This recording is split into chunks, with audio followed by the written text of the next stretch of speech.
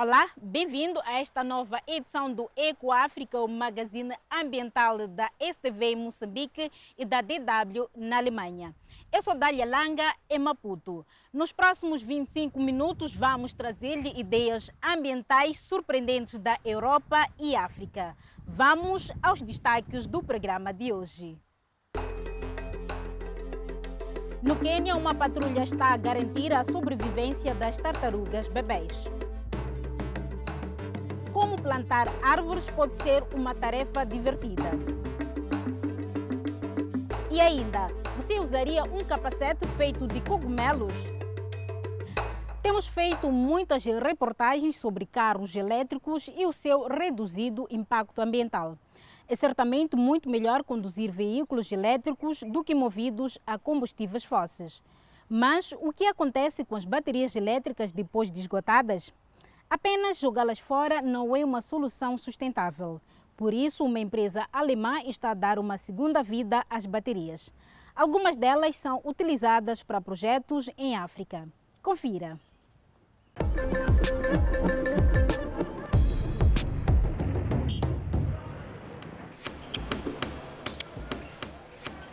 Dirigir uma amba elétrica de 3 rodas é um passo importante para a independência destas mulheres de Wadza, no Zimbábue.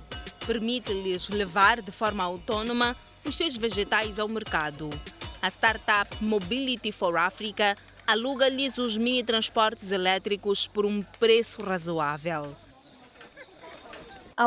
A nossa amba é amiga do ambiente, não polui o ar, não faz poluição sonora, pois se move rapidamente porque não tem tubos de escape e motores a combustíveis fósseis. De momento, as ambas são equipadas de baterias de íon de lítio que muitas vezes estão descartadas quando ficam sem carga. O mesmo acontece com os cerca de 4 milhões de carros elétricos em todo o mundo.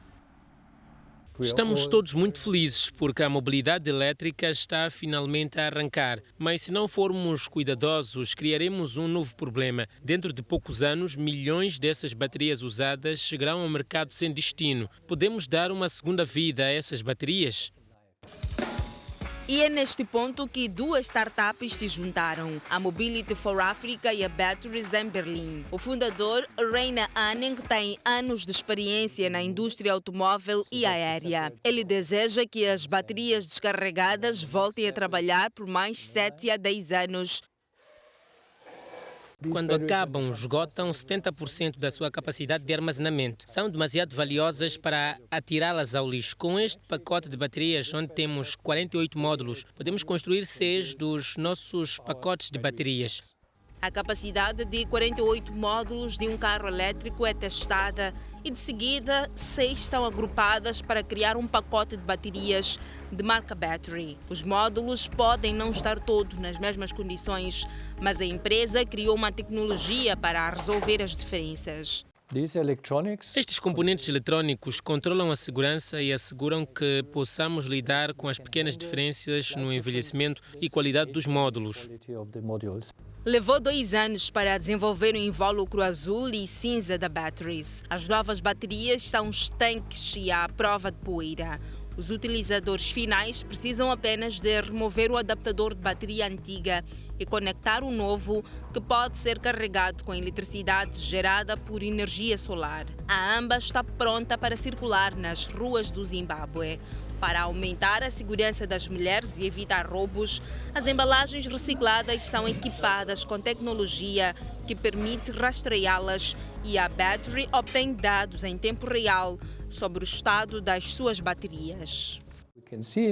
Podemos ver em Berlim o que as baterias do Zimbábue fazem. Podemos gerir isso, alertar os consumidores, dizer agora precisa de um conserto ou manutenção. Construímos um ecossistema à volta da bateria para otimizar o seu uso e torná-lo o mais fácil possível para o cliente. O objetivo é entrar na produção em massa e recuperar embalagens usadas para evitar que caiam num depósito de lixo eletrônico em África ou assegurar que são recicladas. Temos centros de operação regionais para assegurar que essas baterias sejam trazidas de volta.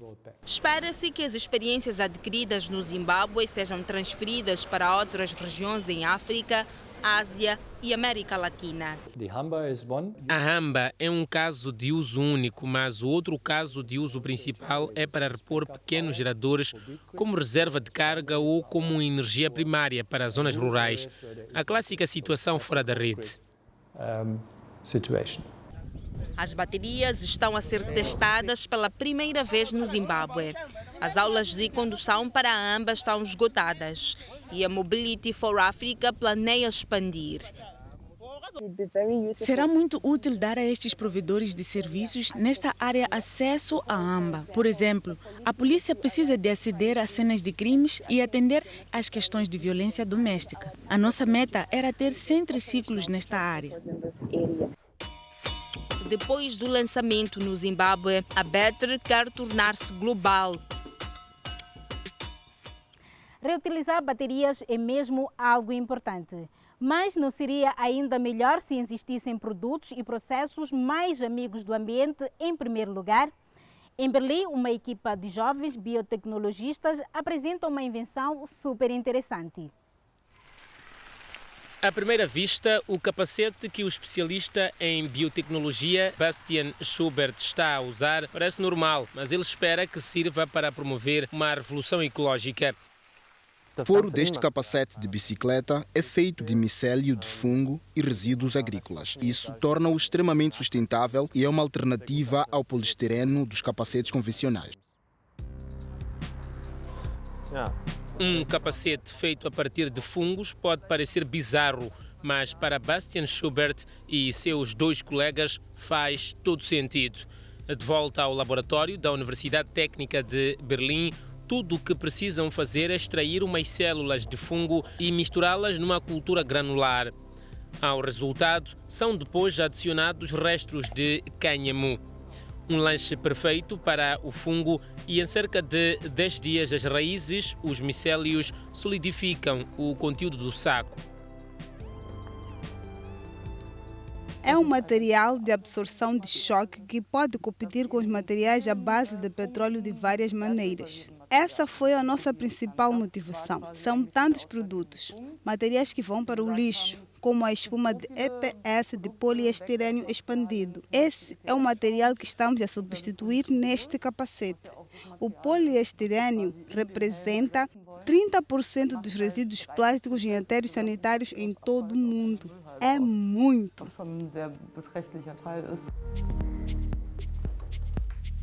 Os primeiros testes mostraram que o capacete de fungos pode superar em termos de segurança o capacete convencional e a equipa quer ainda criar uma estrutura externa sustentável e garantir que o produto seja duradouro. Depois de resolver essa questão, querem fazer negócio. Quase 1 em cada 4 ciclistas da Alemanha usa capacete. Bertrand Schmidt, outro especialista em biotecnologia da Universidade Técnica de Berlim, descobriu estas novas utilizações dos fungos durante um projeto de ciência. Estes organismos fascinantes não são nem animais nem plantas. Têm várias formas e tamanhos. Adoram dias chuvosos como este. Habitam o planeta Terra há milhões de anos.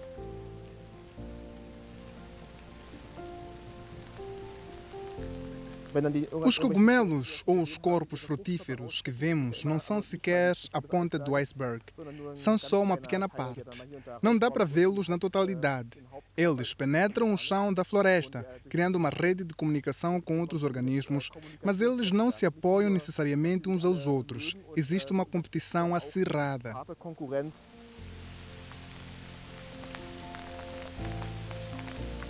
Essa competição por nutrientes e território ultrapassa-nos, excepto quando é óbvio, como neste tronco de árvore que está coberto de fungos.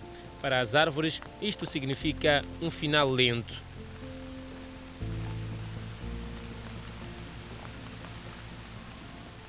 Os micélios destas duas espécies encontram-se dentro do tronco. Seria interessante ver como interagem uns com os outros. Ambos querem decompor a madeira.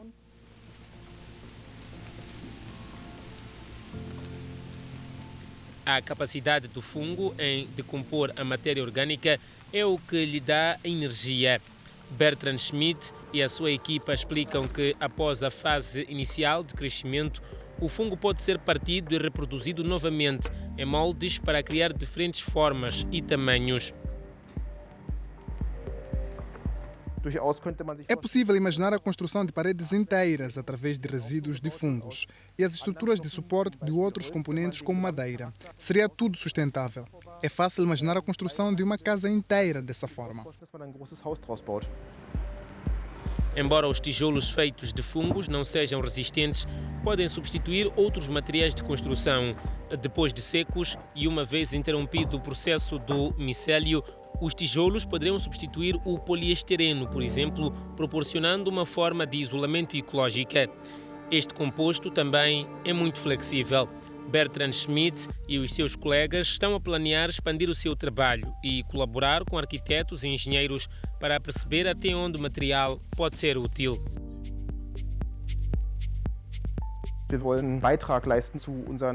Queremos contribuir para a solução dos problemas globais que enfrentamos. De onde obtemos os nossos recursos? Como desenvolver e manter uma economia circular? E como os produtos que fabricamos podem ser reciclados? Acho que materiais feitos de fungos podem ser uma resposta.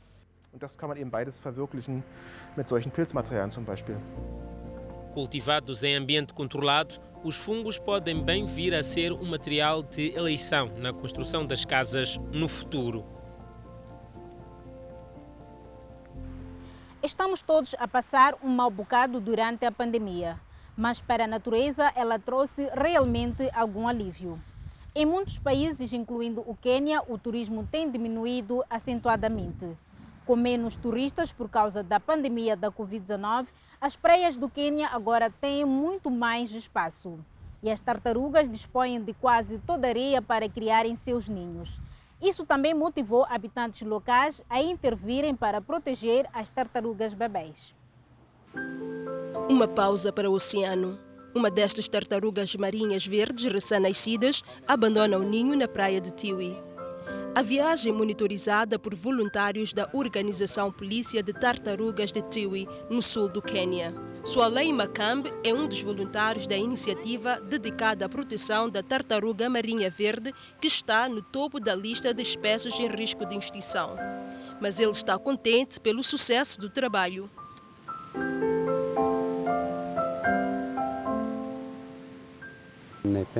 Isto é ótimo. As pessoas costumavam comê-las.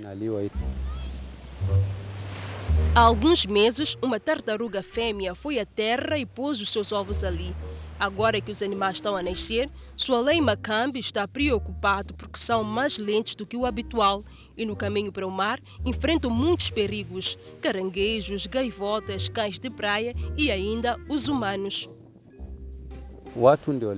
Aqui, as pessoas representavam a maior ameaça para as tartarugas porque costumavam comê-las.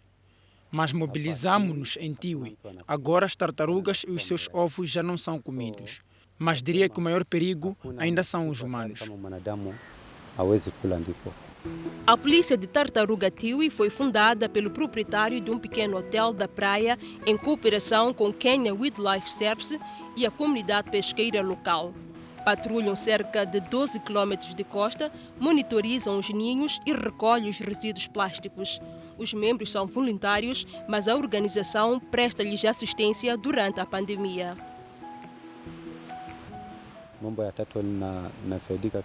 O programa das tartarugas ajuda-nos. Recebemos algum dinheiro. Quando estamos em serviço, mesmo que saiamos para o mar durante 2 dias, sabemos que receberemos algum rendimento mais tarde. Podemos então usá-lo para tomar conta dos nossos filhos. Graças à patrulha, estes minúsculos répteis têm mais chances de sobrevivência e há mais ovos do que antes. Os membros da polícia de Tartarugas de Tiwi recebem formação em ecologia e transmitem os seus conhecimentos à comunidade. Nimeona faida nyingi sana kwa sababu kuanzia sahi vi o que o projeto alcançou. Desde 2019, não há relatos de pessoas a consumir, matar ou ferir tartarugas. Com isso, elas morrem cada vez menos. As pessoas começam a compreendê-las mesmo fora da água. Na watu wameanza kuelewa paka outside na bahari. Apenas alguns metros separam as tartarugas bebê do mar. As que lá chegarem percorrerão milhares de quilômetros através dos oceanos e é provável que as fêmeas regressem dentro de poucos anos para deixar os seus ovos aqui, nesta praia. Agora vamos até a Rússia, o país que tem a maior área de florestas naturais do mundo. Cada vez mais, estas florestas são destruídas por incêndios ou desflorestação. Conheça na nossa próxima reportagem a mulher que lançou uma campanha para replantar árvores e está a inspirar muitas outras mulheres.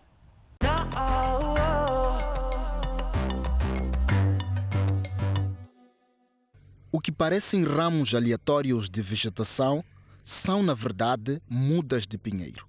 Milhares delas, todas prontas para o plantio. Mariana Munteanu explica como é feito. É muito simples. Coloca-se a muda num buraco, depois preenche-se com areia e verifica-se se a muda está bem assente. Verifica-se uma vez mais que não pode ser arrancado. Sim, ótimo. 8.000 mudas devem ser plantadas hoje, aqui nos arredores de Moscovo. Mariana pediu ajuda online e um exército de voluntários respondeu. Regularmente convida membros do público para ajudá-la. As florestas da Rússia sofreram bastante nos últimos anos. Grandes áreas foram devastadas pelos fogos. Pragas como as de besouro representam um desafio adicional. A Rússia tem mais florestas do que qualquer outro país. As árvores cobrem quase metade desta vasta terra. Tenho feito isto desde 2010. Houve incêndios terríveis nessa época em toda a Rússia. Vi imagens de árvores bem estabelecidas a serem sopradas pelos ventos. Partiam-se como palitos de fósforo. Mariana Munteanu largou o trabalho para dedicar toda a sua atenção ao reflorestamento. Tu podes mudar o mundo, um passo de cada vez. E as pessoas irão unir-se por uma boa causa. Todos aqui querem ajudar as pessoas a tornarem-se mais conscientes da natureza e encorajá-las a fazerem a sua parte para protegerem o meio ambiente. Quero que o nosso planeta esteja o mais intacto possível, para que tenhamos um ar saudável para respirar e deixar um ambiente melhor para os nossos filhos e netos. O nosso meio ambiente está doente. Não quero infligir mais danos ao mundo natural. De volta ao seu apartamento em Moscovo, ela conseguiu relaxar, mas nunca perde de vista o seu objetivo. Esta é a minha missão de vida. Quero fazer grandes coisas em benefício da sociedade, do planeta e da natureza. Boa tarde, chamo-me Mariana Munteanu e sou presidente do Fundo Russo para o Clima. Juntamente com outros ativistas ambientais, lançou seu próprio podcast numa tentativa de levar a mensagem a mais pessoas. Também desenvolveu um aplicativo de jogos para telemóvel chamado Plantar Florestas. O objetivo é promover o interesse pelo bem-estar das árvores. As receitas do aplicativo vão para o plantio de novas mudas. O jogador tem de colecionar pontos, o que lhe permite plantar árvores. A ideia é inspirar utilizadores a deixarem de ser indiferentes à natureza e para que queiram ajudar no reflorestamento. De volta à floresta nos arredores de Moscou. É hora do almoço. Nos últimos 10 anos, Mariana e os seus ajudantes plantaram mais de 1 milhão de árvores. Isso equivale a cerca de 1.300 campos de futebol. Um grande número de voluntários de todas as idades ajudou a tornar tudo isto possível. No ano passado, Mariana foi selecionada pela ONU para o Prêmio Jovem Campeã de Terra. Em breve, esta área deverá ser novamente uma floresta forte e saudável, na esperança de que seja forte o suficiente para suportar os desafios do futuro. A nossa próxima reportagem também sobre áreas arborizadas, mas na parte ocidental dos Camarões, na África Central. Lá encontra-se a floresta de Ebo, que também tem sido ameaçada pela desflorestação. Após protestos dentro e fora do país, o governo dos Camarões suspendeu os seus planos de abate. Mas por quanto tempo? De fato, a floresta de Ebo é o lar de muitas espécies que já não são encontradas em lado nenhum.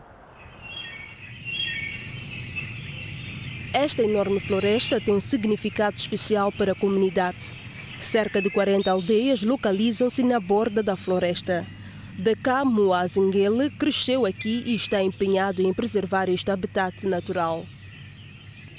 Os nossos antepassados estão enterrados na floresta, onde se encontram os gorilas, chimpanzés e elefantes. Apenas viemos aqui por causa da guerra de luta pela independência. Temos os nossos pontos e lugares secretos para rituais na floresta. Quando há um problema na comunidade, vamos até lá para rezar. Mas se as árvores forem removidas sem o nosso consentimento, isso não é bom.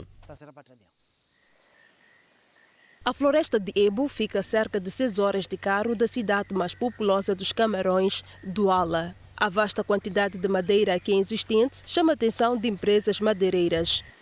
No ano passado, parte da floresta deveria ter sido cortada, mas após protestos de residentes e de muitas organizações, o presidente dos Camarões, Paulo Biá, suspendeu os planos. Daka Nguile vive em Douala, mas reúne-se regularmente com os anciãos da aldeia. Hoje está a visitar Belama e Manuel. Os anciãos estão furiosos porque o governo não os consultou sobre o corte de madeira da floresta. Nós somos os guardiões da floresta e somos contra o abate das árvores. As pessoas em Arran de Douala podem decidir derrubá-las, mas isso não nos agrada. A floresta é muito apreciada pelos residentes e tem também um enorme significado ecológico. O biólogo Ekogwe Abwe estuda a floresta do Ebo há mais de 15 anos. Explica que a rica biodiversidade é única no local. Câmeras escondidas revelam imagens de primatas raros, incluindo a espécie de gorila que é encontrada apenas aqui. O financiamento para a investigação vem mesmo dos Estados Unidos. Isso torna a floresta de Ebo realmente diversa, se falarmos dos primatas, mas também temos os elefantes florestais, o que torna este lugar de destaque. E há também uma vasta gama de anfíbios. Mas a biodiversidade não é o único fator que dá significado global a esta floresta. Esta floresta estende-se por mais de 1000 km². É composta por submontanhas até a topografia baixa do terreno e tem vários tipos de vegetação. E isso é realmente importante. A floresta conta com 35 milhões de toneladas de carbono, algo muito importante a nível mundial. 35 million tons of carbon, which is really important globally. A organização ambiental Greenpeace tenta pressionar o governo dos Camarões. Argumenta que apenas suspender os planos para derrubar parte da floresta não é o suficiente. Continuamos a apelar ao governo dos Camarões, especialmente ao presidente da República, para que tome as medidas necessárias e cancele esse projeto. Não apenas suspenda, mas que cancele o decreto, a decisão.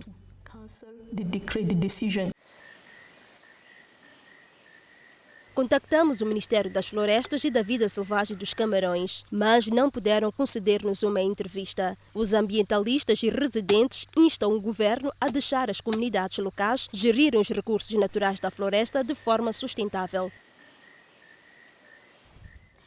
É tudo por hoje. Esperamos que tenha gostado das histórias inspiradoras. Se você proteger o meio ambiente, conte-nos mais. Entre em contato através das nossas redes sociais e junte-se a nós na próxima semana para mais uma edição do Ecoáfrica. Eu sou Dália Langa, em Maputo, Moçambique. Até breve, fique bem.